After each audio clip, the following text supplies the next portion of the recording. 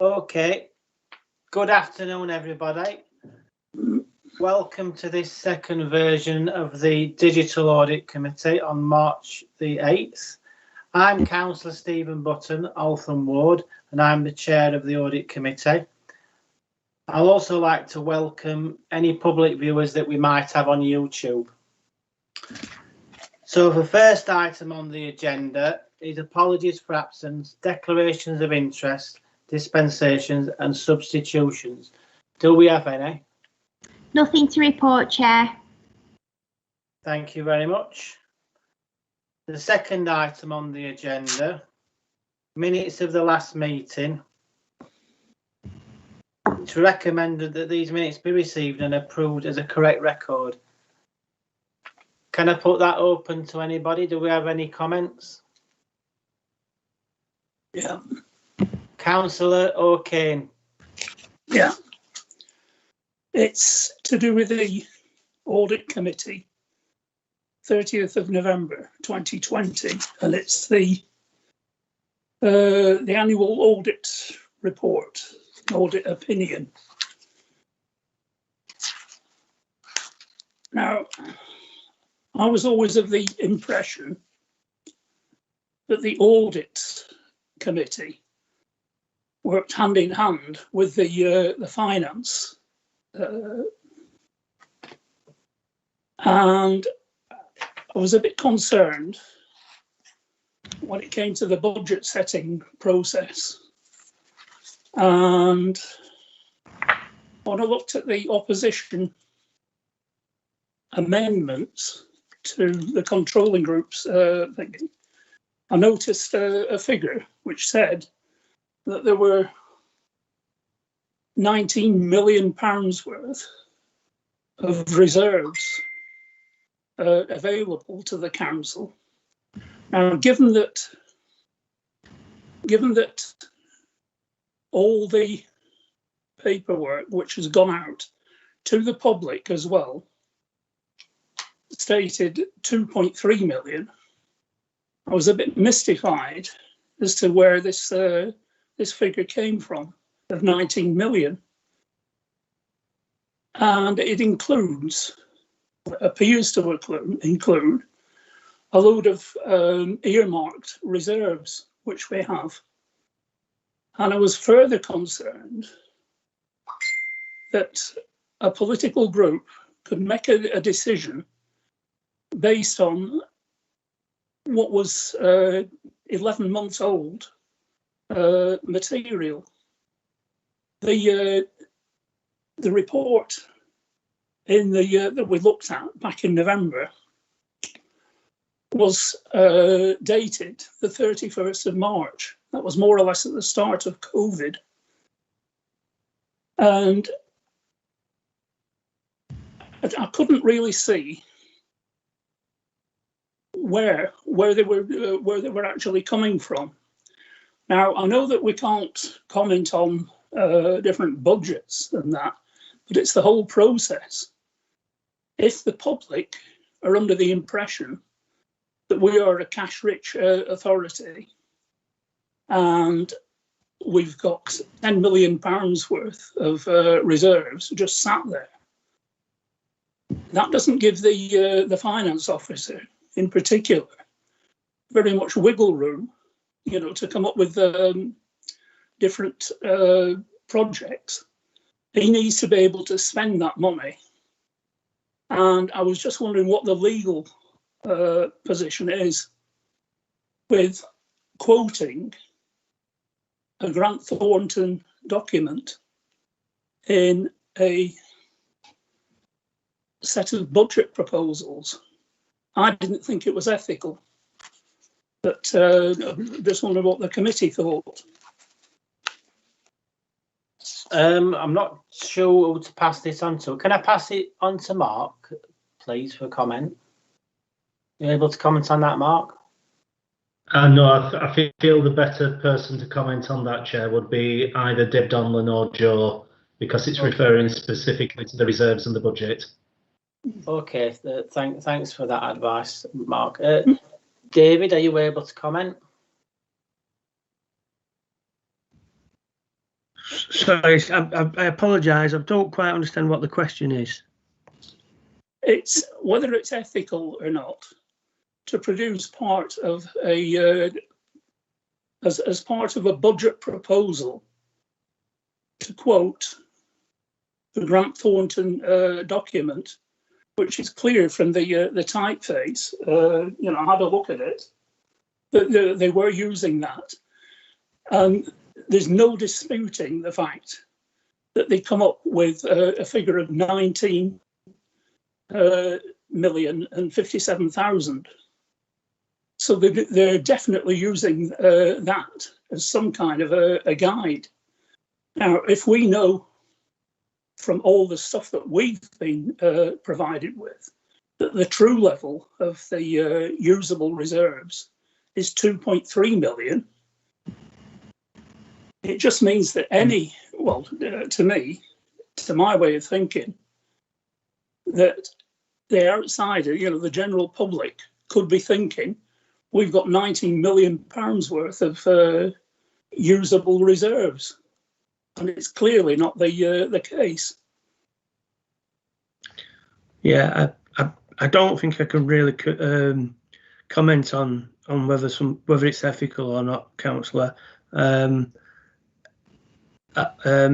figures that are were brought to the audit committee in November, and various figures can be picked, but the figure of 19 million was the overall figure for usable reserves prior to the audit of the accounts. What it didn't say was that a lot of those reserves have already been committed for spending on various projects, and therefore that wasn't the true figure that really was available for further distribution. And you are correct, the general fund reserves level is £2.3 million. Yeah. Thank you very much, David. Does that answer your question, Tim? It's sort of getting there, and I'd just like to ask Joe, does he feel hamstrung or compromised by tactics like this?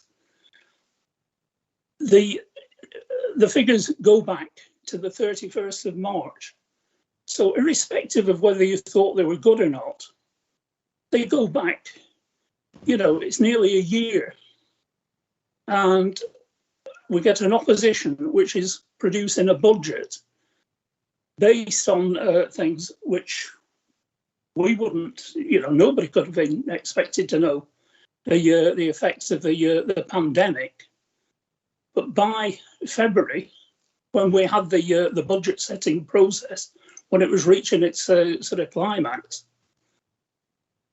most of the data was known to us.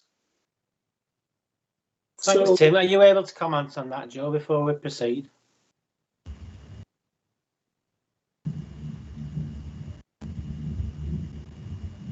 Hello, everyone. I hope you can hear me. So, I mean, I think Councillor O'Kane's question, first of all, was it ethical for the Conservatives to use those figures? They are actually it's the council's report rather than Grant Thornton's report. Grant Thornton clearly audited them and sign off them as being relatively accurate or whatever.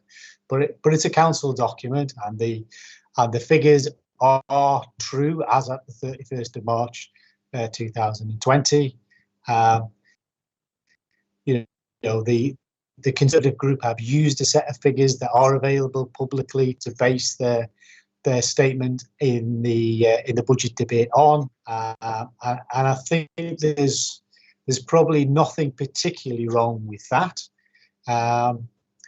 and you know, some of it, yes, probably was a little bit inaccurate, but I think you've got to give them some latitude, given that they are the opposition, and you know, they don't have all of the facilities that the controlling group does have in terms of putting the budget together. I think if there had been any danger to the council's finances at the council meeting, then obviously it's for me to intervene and tried to draw members' attention to any misunderstandings that might exist. So I think on the evening, the budget debate was done well, and I think we got through it. I think a number of people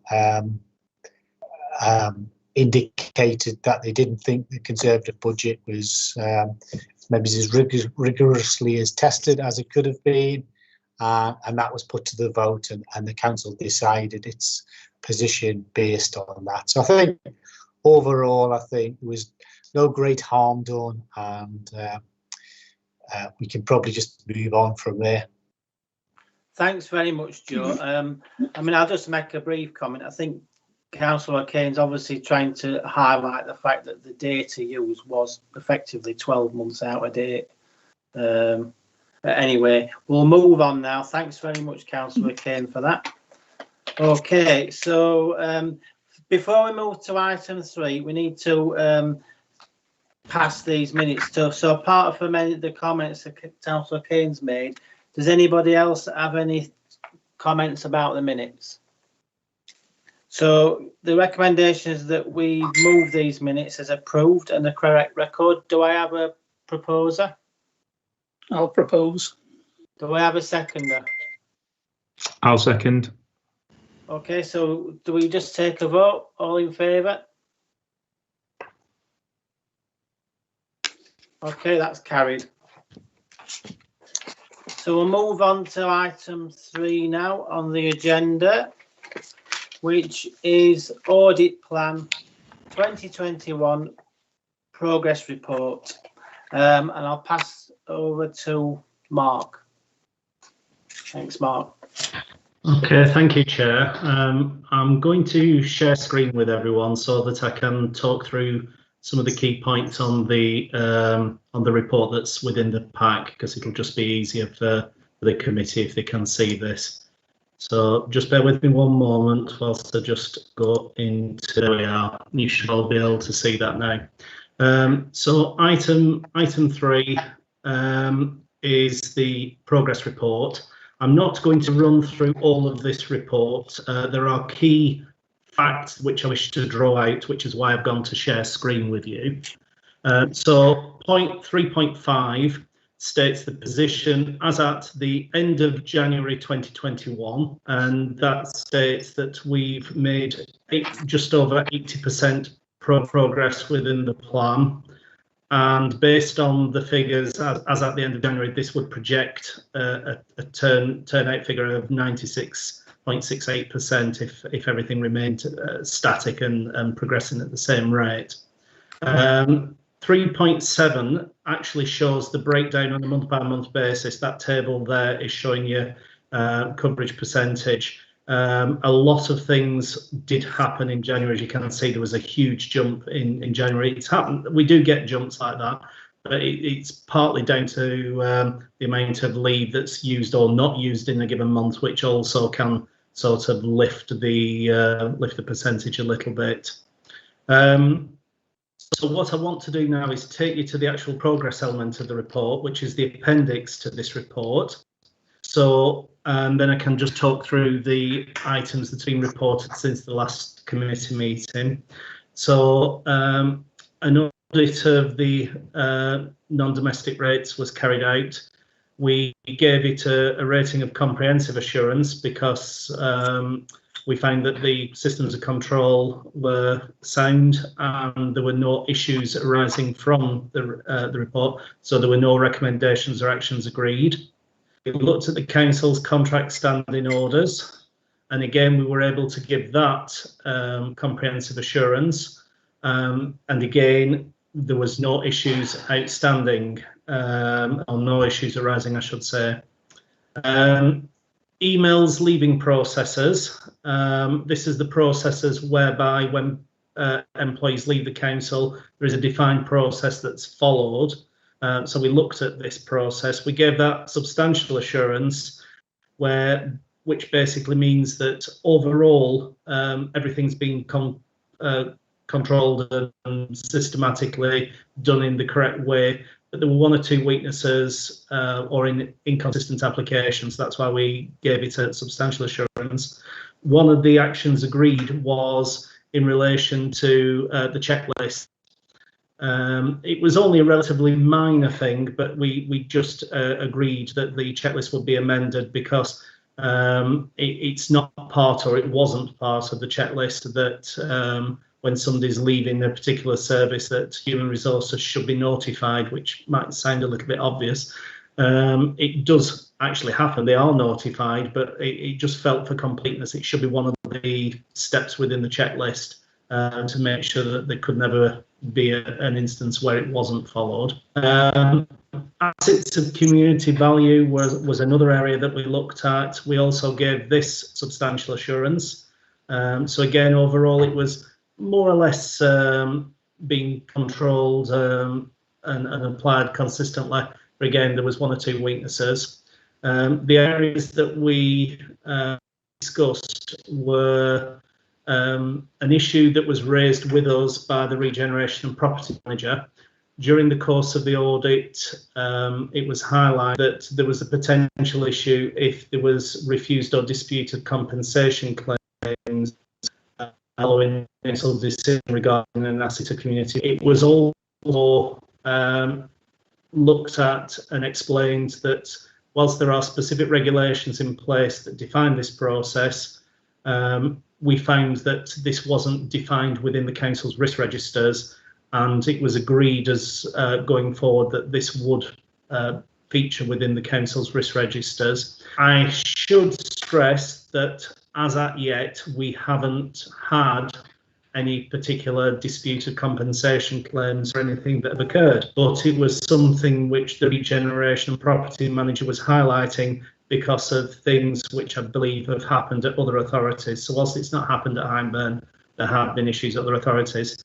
The whole issue of assets of community value are all governed by the Localism Act 2011. So it's within a specific piece of legislation and very specific sets of regulations and rules as to how this all occurs. But again, the actions agreed were just tightening up on this following a number of issues that were raised by the regeneration and property manager. Finally, we also looked at payroll and we were able to give that comprehensive assurance. And again, there was no issues arising. So if any of the committee have any questions, I'll try and answer those.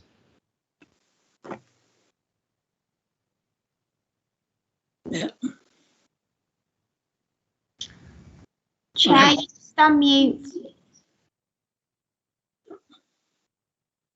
Thanks very much for that, Mark. I think we've just got one question at the moment from Kate Walsh, Councillor Kate Walsh. Hello, thank you for that. It's a question surrounding the emails and the leaving process. Now, it was something that was sorry, the husband's just making a lot of noise in the background.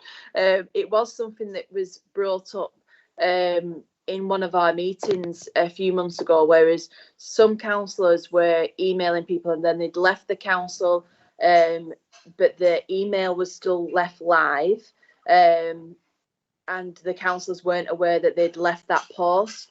And I'm just wondering if that was something that you looked at in the audit, whether there could be a out of office reply, not out of office reply, but or it could go, or the emails could be forwarded to someone else, just because it meant that a few issues, there was a bit of a delay on them because we weren't aware that people had left the post. So I just wondered whether that was looked at in the audit. Yes, in response to that, yes, it was.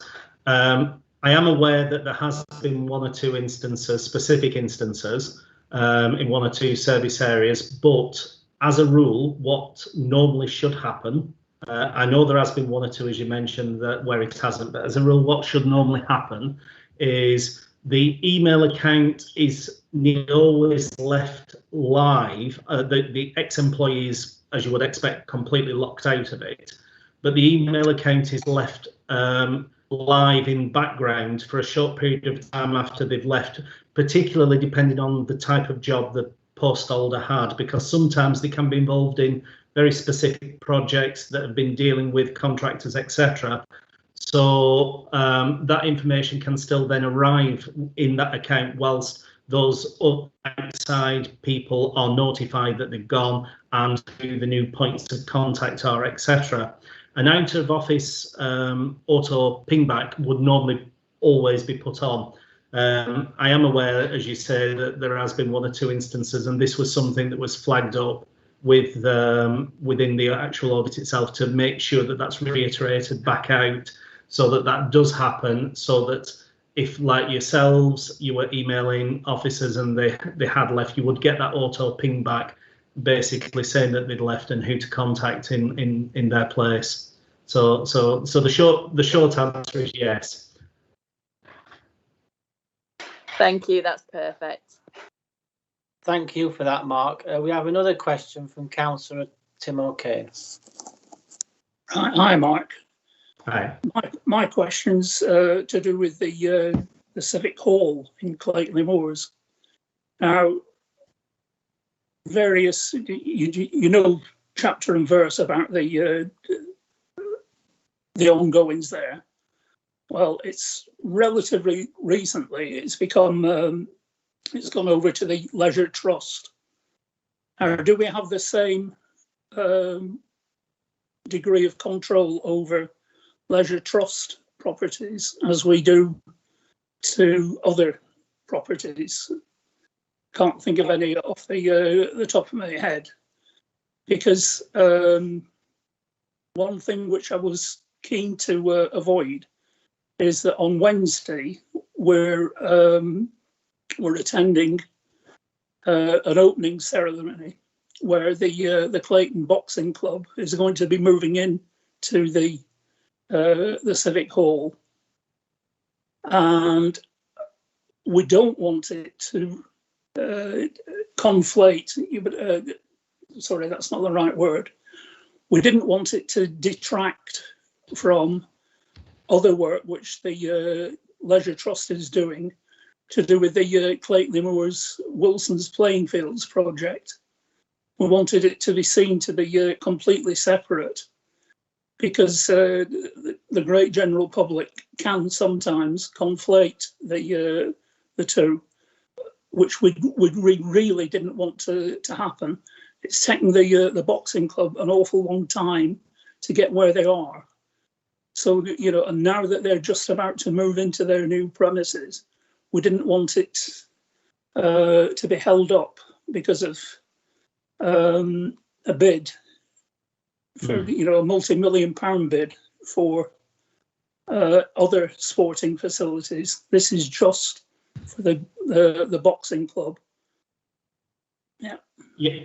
Yes, I understand where you're coming from with that. In terms of taking over buildings, there are quite specific terms and conditions, even when it's the Leisure Trust that has taken over such buildings. Obviously, in the past, it's been community organisations or companies that are part community owned, etc., that have been involved with a lot of such assets. The fact that it's now the Leisure Trust, I'm not aware of anything that would contradict the points that you're setting out there, Councillor O'Kane. So I haven't seen anything, and I'm not aware of anything that would create that problem that you've just outlined. Yeah. Okay, happy with that. Yeah. Thank you very much for that, Mark and Councillor O'Kane. Okay, so we don't need to take a vote on this item. We just recommended that the report be noted. Okay, so can we please note that? Okay, we'll move on to item 4, which is Head of Audit and Investigations again. Mark, follow-up progress report. Okay, thank you, Chair. So again, I'm not going to go through this report line by line. I'm just going to take you through the key elements of this report, which is why we're still on share screen. So again, this is a routine report that comes to committee each meeting, detailing any of the areas that have had follow-up action taken since the previously reported. So I'm going to take you straight through the body of the report and straight to the appendix of the report where the key information is.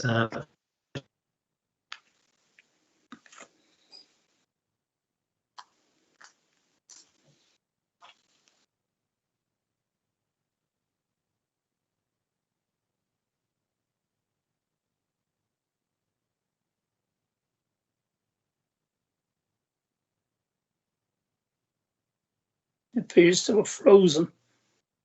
Yeah, it does look like Mark's temporarily frozen. We can see the appendix. Mark,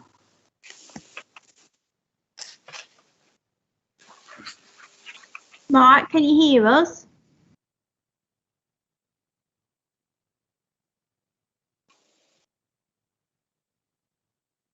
Maybe you'll have to log back in.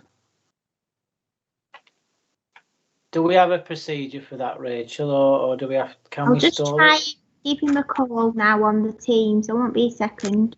Okay.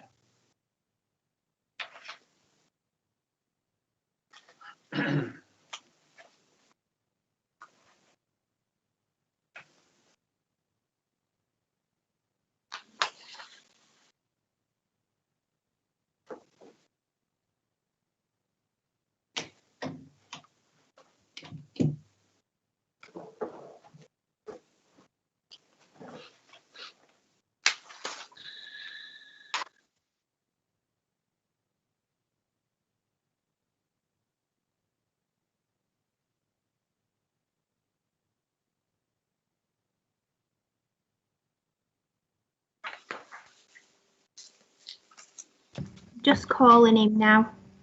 Councillor O'Kane, your hand's up. I'm just checking. Is that from before? Yeah. Bad manners of IB. Still up, isn't it?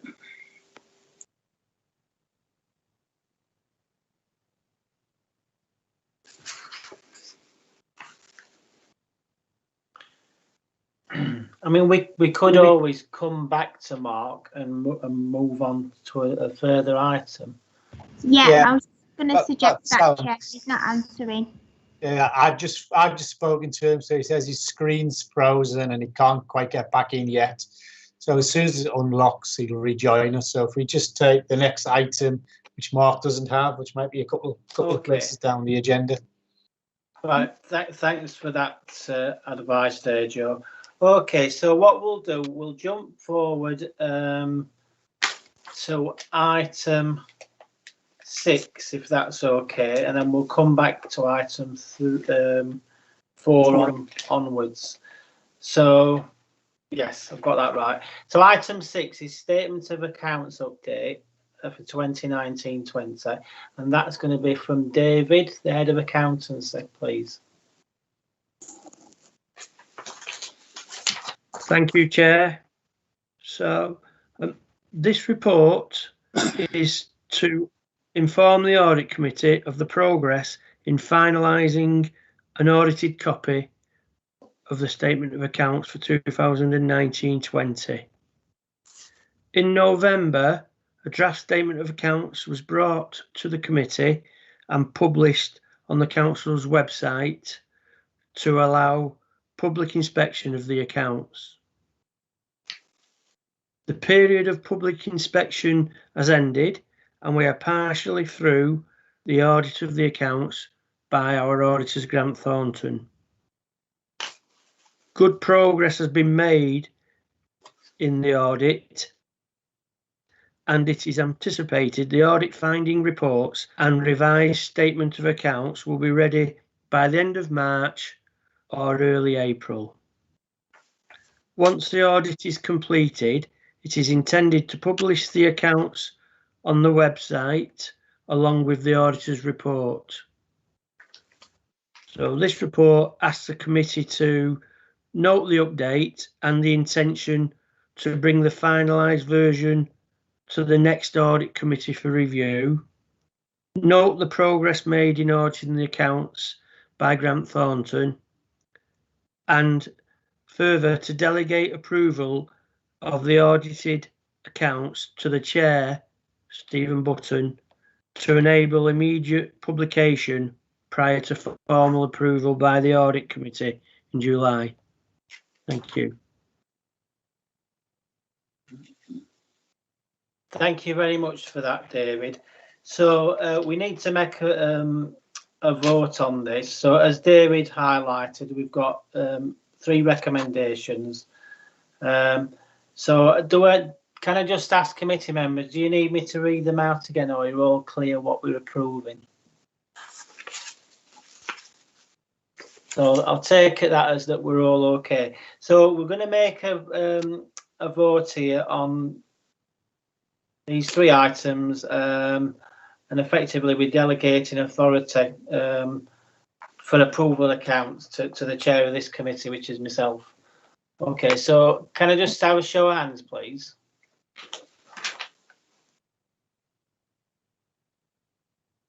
Okay, so that's now approved as recommended.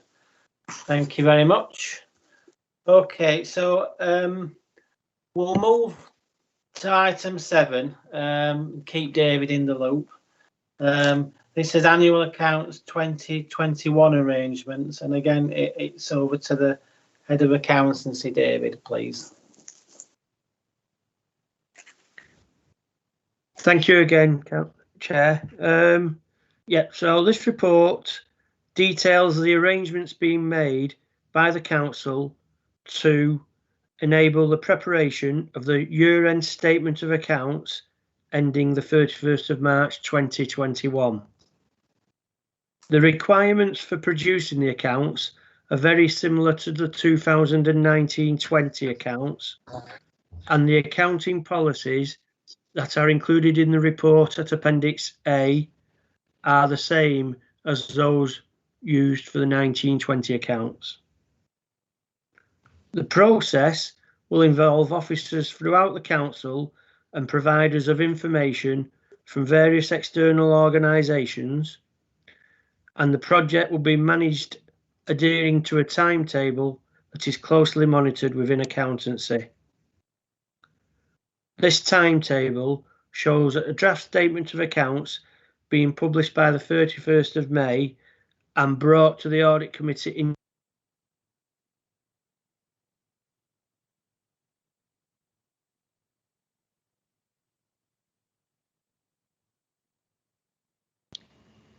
the audit of the accounts by Grant Thornton to be completed by the end of September, which will be approved by the Audit Committee prior to final publication at the end of September. This report asks that the Audit Committee notes the arrangements and approves the use of the accounting policies in producing the figures in the accounts. Thank you, Chair. Thanks very much for that, David. We were a little bit worried we were about to lose you then. So another show of hands, please, to follow this recommendation to note the report and the arrangements for closure of the accounts, as David stated, and to approve the proposed accounting policies to be followed in producing the statement accounts as is shown in Appendix 1 of this pack. So do we all have approval of that? Can you please? Sorry, Rachel. I've got Michael Miller wanting to comment. Oh, apologies. Yeah, if anybody else wants to comment, please go ahead, Michael. Yeah, thanks for that, Chair. David, in terms of when you're producing the accounts for the next year, do you take into account the sale of assets? Specifically, I remember seeing somewhere that Northern Court may be up for sale and has been sold, and whether or not those capital receipts will be marked on the account along with the revenues or the capital receipts from the sale of the Globe shares and any other assets that the council disposed of. Yeah, thank you, Councillor. Yes, if the sales of those assets have been made prior to the 31st of March, such as our interest in the Globe, then they will be shown on the council's balance sheet as capital receipts within the usual capital receipts reserve. If they're made after the 31st of March, they will appear in the following. David, just to continue from that, David, in terms of monies coming into the council with regard to grants and things like, I take it they're ring fence within the reporting mechanisms as well, so that we're aware of exactly how much money is available for council or for the council to access, and how much is actually specifically ring fence for projects, one-off events, that sort of thing. Yes, well, often the grant comes with a grant determination that that tells the council what these grants can be utilised for. That is very much the case with all these amounts of money that we're getting in support of COVID-19 costs. A lot of those are for specific purposes, and if they're not used for those purposes or not required, then at some stage there will be an expectation that those grants will be repaid. There are a few of those grants that are less specific, for instance, for supporting the administration of those grants, where the council will retain the monies irrespective of what it is spent on. When it comes to if you talk about the capital receipts reserves, for instance, decisions are taken throughout the year as to what those receipts might be used for and are committed, such as, for instance, the capital programme for 2021-22. A number of those schemes are using capital receipts from the capital receipts reserve. So they're all dependent on decisions taken by the council as to how they're used. It's sorry, David, just carry on from there. It's my understanding that the capital generated from sale of assets remains in capital funds for capital projects alone and not in revenue costs. Is that right? Yes, it is. It is. Although there are specific purposes that we can make requests to use capital receipts to fund revenue in very specific circumstances. But you are correct. The capital receipts reserve is meant to be utilised for capital projects. I think I saw somewhere in the document where revenue surpluses can be used for to match or be used for capital projects, but not vice versa. Is that right, or is that wrong? From what you're saying that some of the capital assets or the capital receipts can be used for revenue expenses. I don't see anywhere in this document that says that. No. There are certain circumstances. One example I would give you for some councils that are making, some councils have got considerable costs of redundancies and terminations, and they do not have the funds within their revenue budgets to pay for those. So they may request what's called a capitalisation directive, so that they can use capital funds as a one-off nature for those one-off big items of expenditure. That's not something that we've had to do in many years, if at all. Okay, thanks, David. You're welcome. Thanks very much for answering that, David, and thanks for the question, Michael. Okay, so just moving on to the recommendations. So we need to note the report and arrangements for the closure of the accounts for year 2021 and to approve the proposed policies of accounting in producing the statement of accounts as shown in Appendix 1. So can I just ask, is everybody all in favour? Yeah. Yeah, we'll just have a show of hands, yeah. Thank you very much. So that's approved. Right, that was item 7 on the agenda. So I think we've got Mark Beard back now, and Mark was partway through item 4. So if we can go back to item 4, please, around the audit plan, item 5. I skipped one. Thank you. Apologies for that. I have no idea what happened. It wasn't my home internet. That was still working fine, but for some reason the network just booted me off. I will go back to the screen share because I was just about to explain the follow-ups that we'd done. So we looked at corporate strategy as a follow-up. There were 2 actions which had been agreed, both of which had been implemented to an extent. The first one, senior management were reviewing their approach to communications with staff. Obviously, the pandemic had become a key focus and delayed some progress in this area, but new ways of working were being developed to include messaging to staff and from senior management. So that has, to a large extent, already been implemented, but obviously will be under review. The second area was, it was agreed to refresh performance management information at the end of 2019, but again, due to the pandemic, these are not currently being produced. There is still work going on with this in the background, which is why we've said the intent has been implemented, but the actual push on this, because of the pandemic, has been delayed. So it is still happening and it still will happen. It just hasn't happened to the extent that it would have happened had the pandemic not have occurred. The next area was the Hyndburn hub, and in specifically the shopping vouchers for people who were isolating.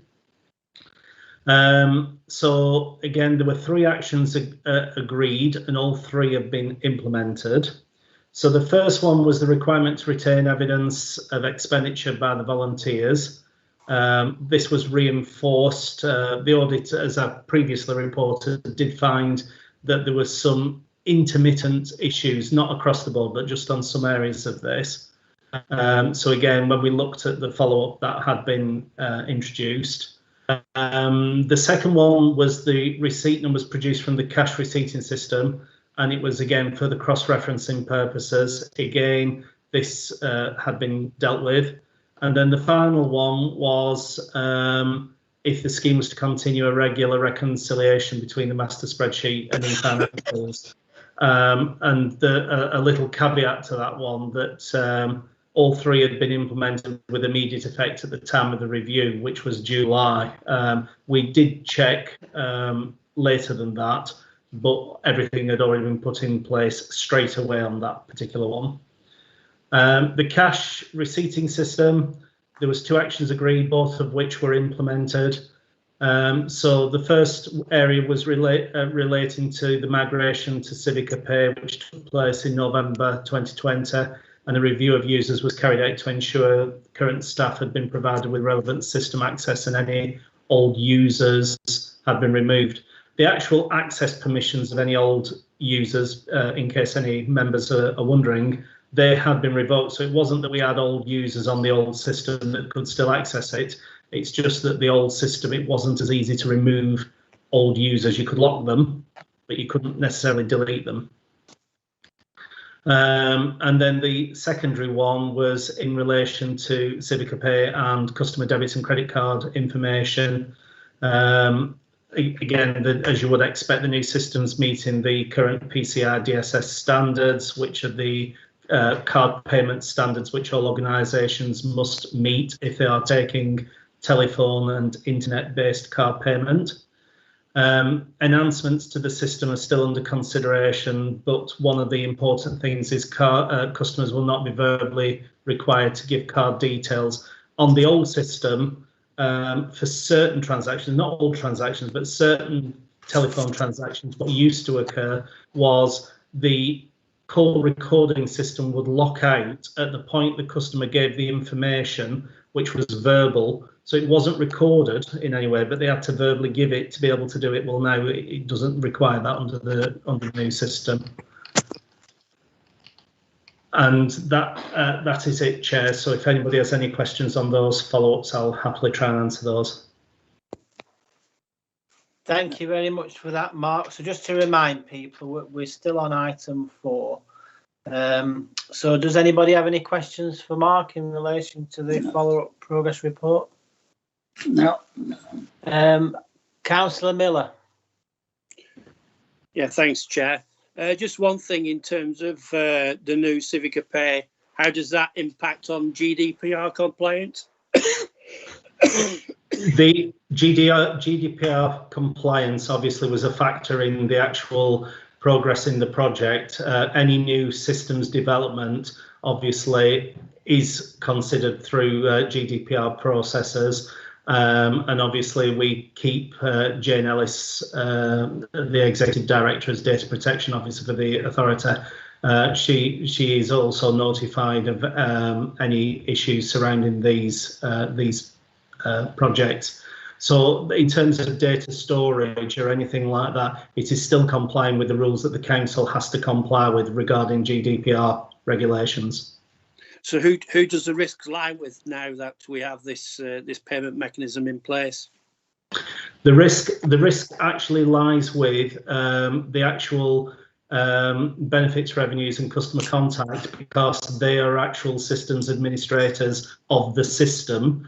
But obviously the individual services are using those systems in order to be able to collect the income for their services. But in terms of the systems administrator rights and the actual data storage of that system, it sits within that service area of benefits, revenues and customer contact.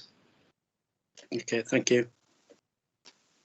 Thank you very much, Mark. We have another question from Councillor Chris Knight.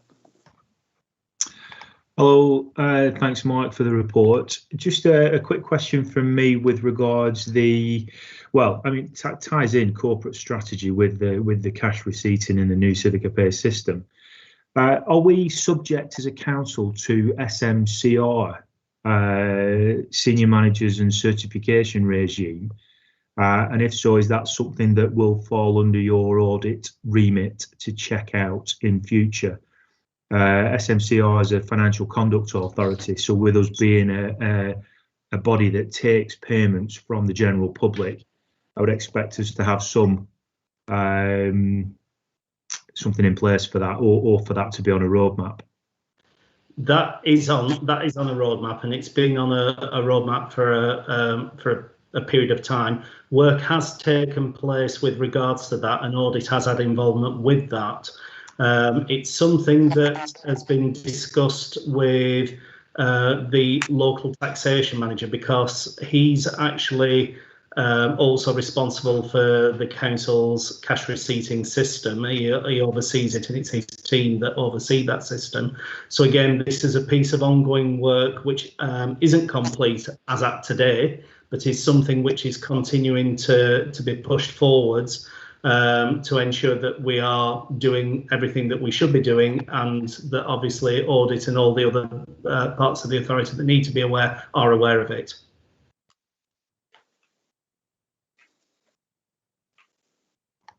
Thank you. Thank you very much, Mark. Do we have any more questions? Okay, so can we just note that make a recommendation that this be noted as the previous item. Okay, so item 5, which is the audit plan, pages 27 to 44 in our documents. This again is over to Mark, Head of Audit, please. Okay, thank you, Chair. So this is setting out the basis of the work plan for the coming financial year from the 1st of April for the period 2021-22. Again, because of the timing of the audit committee, this is actually coming to audit committee before it's been to management team, which it did last year, to be fair, just because of the timing of when audit committee is meeting in March. I'm not going to take you through absolutely every single paragraph of the report, but there are a number of key things which I will highlight for the benefit of the committee. So paragraph 3.3, which should be visible on your screen now, that is the amendments to the current audit plan, the 2020-21 audit plan going forwards. So this table is showing audit areas, which I'm circling with the mouse pointer now. These audit areas were within the audit plan, and they were all within ad hoc work and or investigations. None of them were investigations, they're all ad hoc work, but that's just the title of that section of the plan. So now that we've got to the end of the financial year, these have now been absorbed into the plan in the correct locations. So these were all suggestions of areas that we were asked to consider, which went through the scoring matrix for the previous financial year. So the comments tell you where it goes, and I'm not going to go through them all, but just taking the first one, for example, assets of community value. Again, that's now been deleted from ad hoc and it's been absorbed into part of asset management because it links into the council's asset management strategy. Taking another one at random, for example, facilities team, that's been kept as a hived off entity in its own right, and it's been moved into the establishments part of the plan. So that's what that table is describing to you. But the one that you may be more interested in is audit areas added to the audit plan. So these were all areas that were either identified through the risk registers or were put forward by management or that identified. So other pandemic grant funding. This is grant funding that excludes business support grants. There is a huge area that I know you're all aware of relating to business support grants, but there is a lot of other pandemic grant funding which the council has been able to receive. So again, that is an area in its own right. This was put through the scoring matrix. It did score sufficiently high enough and has been included in next year's plan. Pandemic procurement, this is looking back at the way in which procurement was happening in those early stages of the pandemic and again going forward. So it's a looking back and looking forwards aspect. That's also got into next year's plan from the scoring matrix. Remote working arrangements, which is another one that's been coming out of the pandemic. Again, that's got in through the scoring matrix and got into next year's plan. Transferred assets, again, it's gone through the scoring matrix and it's in next year's plan. WatchGuard is a specific piece of software that didn't score sufficiently high enough to get into next year's plan, but it's on the reserve list. So it's not guaranteed that we will be able to look at that in the next financial year, but I would suggest to Audit Committee that it is probable at this stage. But in terms of the actual scoring matrix, it didn't score high enough. Then looking in paragraph 3.4, there were two areas within the ad hoc area of the plan, which again weren't carried out this year. They have been rolled forward. They've only been able to risk assessment and scoring process again, and they've still scored sufficiently highly to be looked at. So one of those is financial controls and one of those is write-off processes. In terms of the financial controls, these were planned changes that were going to happen to financial controls, which didn't happen because of the pandemic, and that was one of the reasons why the audit didn't take place, and therefore that's why it's been effectively held back. Again, with the write-off processes, this was looking at the write-off processes as a whole, but the reason why we didn't do that in the current financial year is again partly because of the pandemic, because a lot of the recovery action which the council would normally do was parked because of the courts not being in session and things of that nature. So some of that didn't occur. So again, talking to various heads of service, we agreed to park that one for the time being. So jumping ahead a little bit, paragraph 3.6 just details the 9 factors that go into the risk matrix and create the scoring. Paragraph 3.8 tells you that there is a 10% contingency allocated for unplanned work and issues that arise during the financial year. That has been a long-standing percentage, and it is a suggested level of contingency, which we apply, and most of the other Lancs authorities also apply the same percentage. In terms of paragraph 3.9, what that's telling you is there were 64 medium risk areas that didn't get into the plan. All the high risk areas, as you would expect, are in next year's plan. They scored sufficiently high enough and are in the plan. 64 medium risk areas didn't get into the plan because we just don't have the resources to be able to do that as well. An allocation of 6 days has been put aside for follow-ups, and an allocation of 42 days has been put aside for audit advice. Audit advice is something which does take place on a regular basis.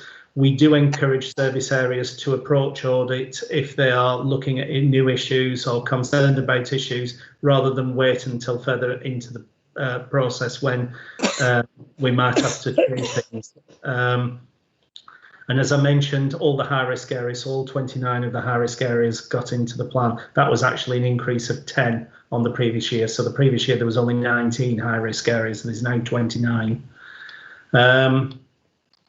So there's 37 at 3.14, 37 low-risk areas, which is an increase of 4, but none of the low-risk areas will get looked at in 21-22 unless risk significantly increases in any of those areas. So I just want to take you now to the appendix of this report. So the appendix, which is just coming up now, details the actual audit plan for next year. So the preface now, which again, I'm not going to go through all of the preface, just sets out the background to the plan, the changes to the plan, which we've already gone through, areas of priority, how the plan is monitored, etc.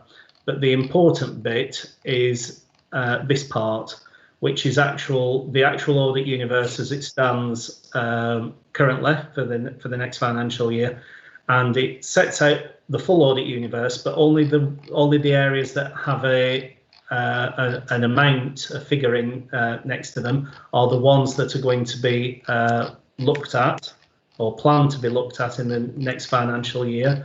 What you will find is in the ad hoc area that I mentioned, we have the support grants, because we're still looking at those and we still have an audit interest in those, as you would expect, because significant sums of money are being spent on business support. And the other types of support grants, the isolation support grants, for example, and then you can see that the various new areas are included. You can see that the WatchGuard software hasn't got an allocated time. It's sat there in the audit universe, but it hasn't got a time at this moment in time. And then it just basically goes through until we get to the last bit, which is the non-audit stuff and the annual leave. So that is the audit plan for next year. So if anybody has any questions, I'll happily answer those. I will come out of this now and stop screen sharing so that you don't have to look at a blank screen. So just bearing in mind with me, and that should have stopped the screen share. Thank you very much, Mark. Okay, well, the first question is coming from Councillor O'Kane. Hi, Mark. Back to the audit areas. The paragraph headed enforcement agencies and bailiffs. It's just a general question about the activities of bailiffs, particularly during the lockdown. We seem to be seeing a lot of adverts for like 76% of your debt written off. I'm just wondering, do we give any leeway to anybody? And what do we expect of bailiffs who are under our control? You know, do we have any specific, you know, you can't go in just like that? The bailiffs which are our agent, they are acting as agents of the council, and they are on a specific contract terms with the council to provide a service to the council.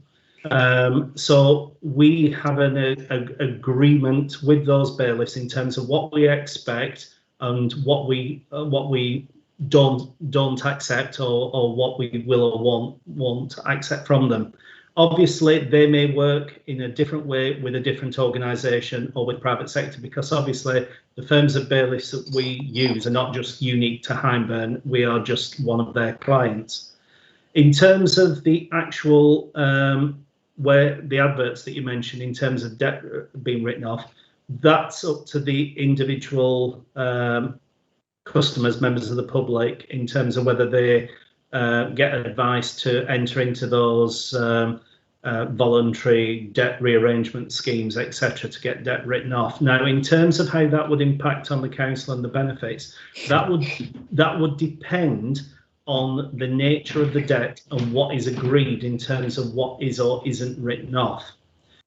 So it's not as easy for me to say how that would impact on the council, because it depends on the type of debt.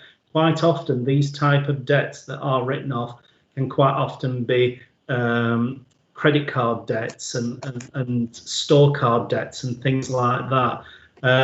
So it would depend on the type of debt and the debt profile and what was agreed and whether that impacted on the council. The third part to your question, in terms of the actual processes during the pandemic, we haven't had as much activity with the bailiffs as we have in, you know, some previous financial years. That's not to say there hasn't been any action or anything happening in terms of cases that were already ongoing with the bailiffs, but in terms of new cases being given to the bailiffs, there hasn't really been much given to the bailiffs in the previous financial year, for the simple fact, because of the inability for us to be able to get things through the courts, because the courts weren't sitting, the magistrates' court wasn't sitting because of COVID. It's delayed a lot of the recovery. So a lot of recovery for council debt has got to a certain point and then has not gone beyond that point at this moment in time. So again, all types of debt are always kept under review. And obviously we will always try and work with customers to be able to get that debt in. Ending up in a situation where bailiffs are involved is usually a last-ditched attempt to recover the debt. And quite often we find that it's where customers have, for whatever reason, not engaged with the council when we've tried to engage with them to try and resolve it at a much, much earlier stage. Yeah, okay. Thanks very much for that, Mark. Okay, we do have two other questions. What the next one is, Chris Knight, please. Councillor Chris Knight. Thank you, Chair. Thank you, Mark, for the report. Just a couple of points from me. I was wondering if you could give us some examples of the medium risk, just one or two, so that we can understand what isn't making it to the list at the moment. And then the other thing that I'd just like to raise is it possible, using Audit as the vehicle to get the information, whether we can understand what the cost to the borough is for fly tipping and the general kind of waste services additional cleaning? Because we've noticed that, and you know, this is probably pandemic related, but there seems to be a heck of a lot more fly tipping incidents and waste and rubbish incidents that we're having to call in and that we're having to deal with and clean up. I don't think that's specifically related to Hyndburn. I think it's related to other boroughs as well. But could Audit be used as a vehicle to figure out what kind of cost and therefore risk is associated with that?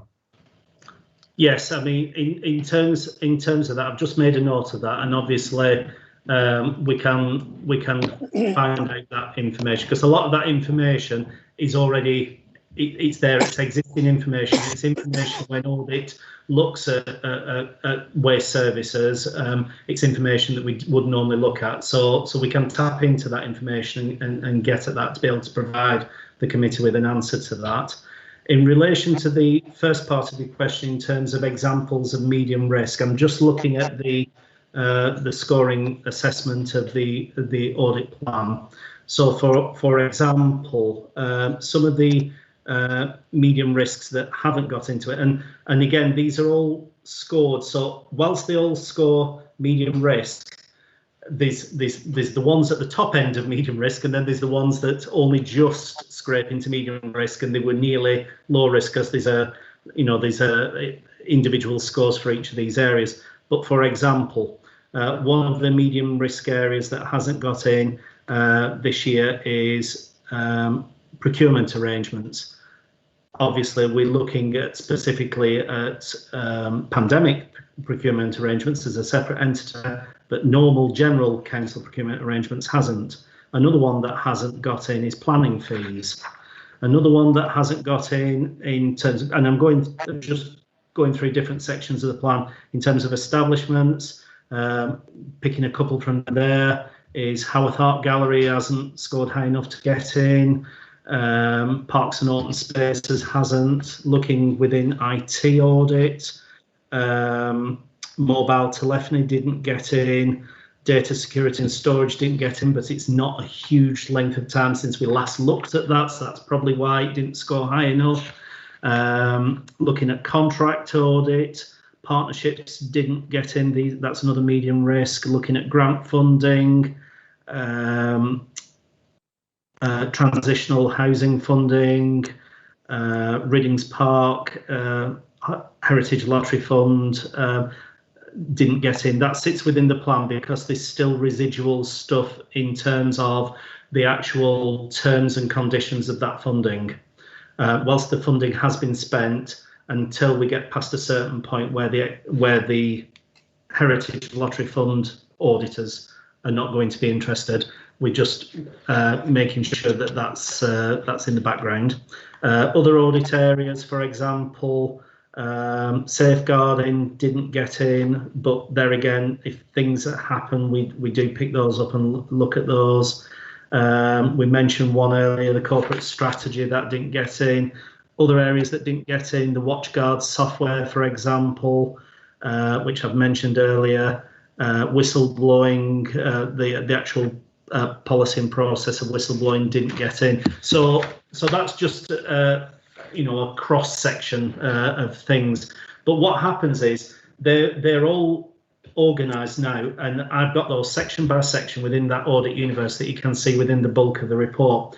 I've got all the scoring matrices, and what happens is we will pick things up. So when I come to the next audit committee in July and I'm talking about the annual report and audit opinion, there will be some things that I start telling you at the next meeting where we say, we didn't look at that, we planned to, but we didn't because of X, Y, Z. But there are a number of things in the current financial year that we never set out to look at, but we did, because we reacted to the changing risks caused by the pandemic. So there's a lot of areas that we looked at that we hadn't necessarily planned to, but there are some areas that were parked because in the bigger scheme of things, they weren't as important for the authority. Thank you. Thanks very much, Mark. We've just got one more question from Councillor Kate Walsh. Hi, yeah, it's just 2 points really. Well, the two sort of questions / points. I just wanted to speak a little bit about the home working, and I think it's great that actually it's on the audit this time, because it's obviously we're doing a lot of home working now, and there are risks involved with that. I know that there's been a lot of people who are having a lot of maybe back problems and things like that from not having the right equipment at home, and I was just wondering, how was that risk managed last year? And also, what I noticed on the audit was the timesheets and clock cards. I'm not a big fan of clock cards, actually. I find them quite archaic. like going back to the 1980s, and I wasn't around in the 1980s, but I don't particularly agree it's a good way to deal with staff, because I find that they're a little bit unfair, let's say, because whereas staff may be working overtime, they don't always get paid for that overtime that they're working, but then they get penalised if they're ever late. And I just think that that workplaces should just be a little less formal about clocking in and clocking out. But that's my personal opinion on it, really. But I just wondered how many departments are actually working on clock cards at the moment. In relation to that, Councillor Walsh, taking your first point first, in terms of the actual, well, we'll take the clock cards. Actually, we'll take the clock cards first. In terms of timesheets and clock cards, the one that you've picked up in the audit plan, which sits under non-audit, that isn't us actually auditing other departments in the authority. Because we have the audit plan, we keep a record of our time. So we do clock in, we do clock out, we do have timesheets, but we need those timesheets to be able to record all the different work that we're working on, so that it all feeds back into the audit plan, so that I can report and give audit committee, external audit management team, and publish as well what has actually occurred with the audit plan. In terms of in the context of the authority as a whole, the authority does clock in and out, but obviously has an extensive flexible working policy. So it does mean that staff are able to, very few staff in most departments are working specific hours.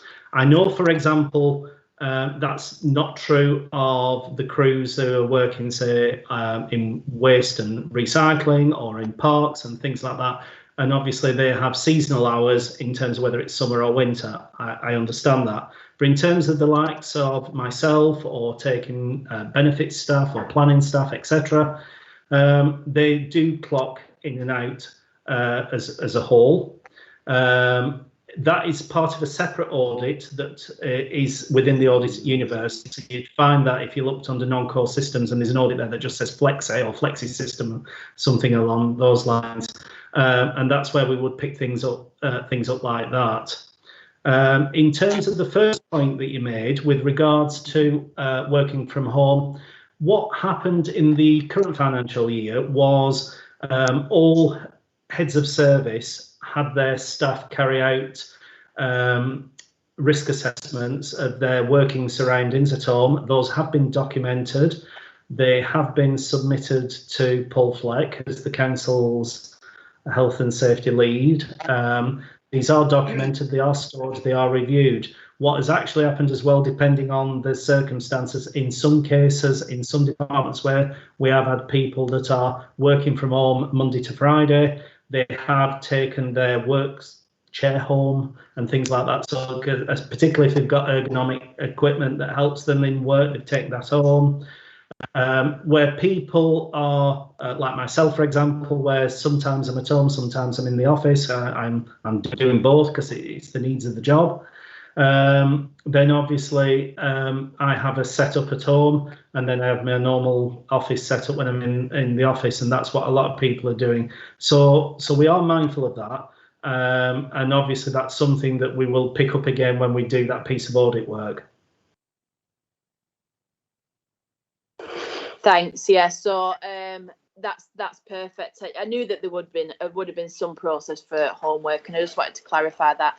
And I'm taking it that the clock cards are used mainly for the flexible workers, which makes sense. I just didn't want them to be used to sort of penalise staff. Yeah, and to be fair, it's not clock cards as people probably perceive in terms of the old-fashioned clock cards. It's a cardboard card machine and it's date stamped. It's all electronic, and people working from home. The reason why people can still clock is because when you're logged into the network, you have to access to the electronic clocking system, so you just clock in and out at home, just like you would as if you were at work, because it's electronic. Yeah, that's perfect. Thank you. Thanks very much, Councillor Walsh. Just before we proceed on to the next item and vote on this, can I just ask one final question, Mark? It's just something I'm interested in, because I noticed that you mentioned out of your 783 days that you've got laid out for your audit plan, that there's a bit of time set aside for pandemic-related grants, business support grants, and things like that. What's the degree of slippage that you book in for your schedule? Because I know these are new things, and I just wondered if these things were to get very complex, how much time do you have to play with on a certain? In terms of doing that, that's one of the reasons why the plan is constantly monitored on a month-by-month basis. Right, because with the best will in the world, sometimes things that we anticipate to happen don't happen the way we anticipate they will, in terms of both ways. Sometimes things that we are led to believe are going to be quite complex or onerous, when we start to look at those areas, are more simplistic than we first anticipated. So we do gain on some audit areas, and as you quite rightly say, some other areas will sometimes be a little bit more complex and take a little bit more time. But that's one of the reasons why we have the contingency time. And then in an absolute, if it was a really significant issue, that's when I would get into the realms of reprofiling the audit plan, which I would then bring to the next available audit committee. It has happened in the past, but it's exceptionally rare. It's many years since I brought a reprofile plan to audit committee. Usually it all fits within the contingency, and you move days around accordingly in terms of the risk profile. That's fantastic, Mark. Yeah, that's very good and very reassuring, as usual. And like you say, it's work in progress. That's great. So we've heard everything from item 5 now. We just need to adhere to these 2 recommendations. First one's to approve the internal audit plan for the year 2021. And the second recommendation, to grant delegated authority to the head of audit and investigations to make any minor amendments to the audit plan, as Mark has just alluded. That's proposed by a corporate management team without the need for the internal audit plan to be reapproved. This being due to the audit committee meeting being before the corporate management team meeting. And finally, to allow audit resources to be diverted at short notice to risks and issues arising from the council's ongoing response to the COVID-19 pandemic without the need for the internal audit plan to be reapproved. As we can appreciate, we're still in the pandemic, and as much as we hope we will be moving out of it positively, as we appear to be, we've got to be open to short amendments. So does everybody approve that, and do they understand what they're approving? Yeah. So we'll just have a vote on that, please. Raise our hands. Okay. Thank you very much. That's all carried. So that's item 5. We've already covered items 6 and 7. So we move straight now to items 8. And I thank Grant Thornton for sitting through the other items on the agenda as they previously have done. So I'll pass over to Helen and Andrew to give a progress update. Thank you. Thank you, Chair. So just a verbal update from ourselves on this occasion. So just in terms of the 1920 audit, as David said earlier, we are significantly through the audit. As you're aware, the draft accounts were received in November, and we are finding, as we did with many of the local authorities audits that took place last year, they are taking longer due to remote auditing. But we are largely through that audit now. There aren't obviously I don't want to go too much into findings at this point until we've concluded the field work, but what I can say at this point in time is that there are no major issues that I need to make you aware of, and we are expecting to conclude the field work this month, and we can obviously bring that back to the next audit committee to formalise the sign off. In terms of 2021 accounts, we are hoping to get back onto a normal timetable with those accounts. As David indicated, hopefully we can work towards the September deadline.